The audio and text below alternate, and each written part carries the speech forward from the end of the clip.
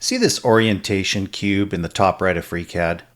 Now, does this look like the bottom of a lure to you? Because to me, it looks like the side of a lure if it were upside down. When I first started designing baits, I didn't pay much attention to the orientation of my initial sketches. But there's a super handy navigation shortcut in FreeCAD. That's this cube, of course your mouse key, and if you look up here on the menu, there is this little drop down, and you can see all the different basic views and a number next to it. So you can use your number pad. I can hit 0 for isometric, 1, 2, 3, all the way through 6. I certainly don't have these memorized, but I will hit those numbers 0 through 6 while I'm designing a bait in order to quickly look at the different perspectives.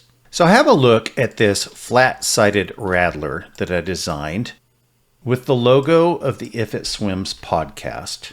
I designed this also in this same top plane as that wake bait, but the difference is the nose is pointing to the right here as opposed to this jointed bait that's pointing to the left.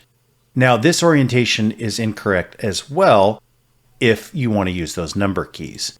Now you can change the orientation of your lure in the slicer, of course, but there is a correct way to model your baits for faster navigation while you're in FreeCAD. Now you'll often see me start my lures in my tutorials by choosing a sketch on the YZ plane, and I sometimes call it the side plane.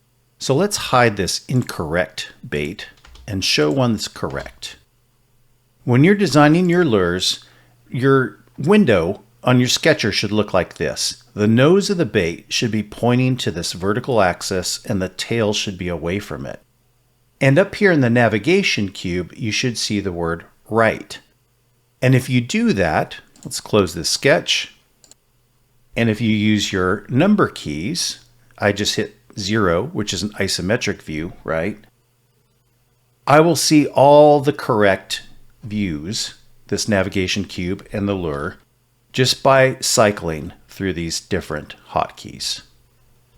Let's hide this bait and show another version of an incorrect bait. Now let's open this sketch again, and you can see the right face of the cube, which is correct, but the bait is pointed that direction. And this is almost right.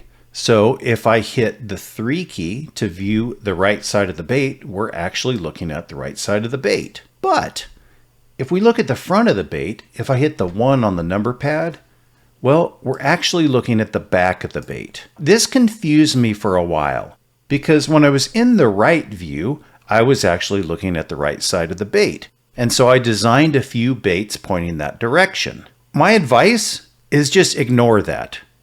Or imagine that somebody is standing on your right. So let's bring back the correct one again. You've got a friend, they're standing on your right, and you're both looking the same direction. If you turn your head to look at them, if you turn your head to the right, you'll be looking at their left side. If that's too much, the end of the day, the thing to remember is start your side profile on the YZ plane. Make sure the cube says right, and the nose of the bait is pointing this direction.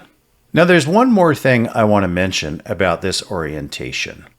So I'm going to hide the eye of this correct crankbait because it's not actually attached in space to the lure, something you don't need to worry about. I'm going to open the sketch up, and if you'll notice, this crankbait is centered on this horizontal axis. That doesn't really matter, at least not that I've found. So I can move that crankbait so that it's up above that horizontal axis. I can move it so that it's below that horizontal axis. What's important is that the nose is pointing to the left and the tail is over here on the right near this right cube. Good luck with your lure design, and I hope that you're printing them and getting out there to fish them too.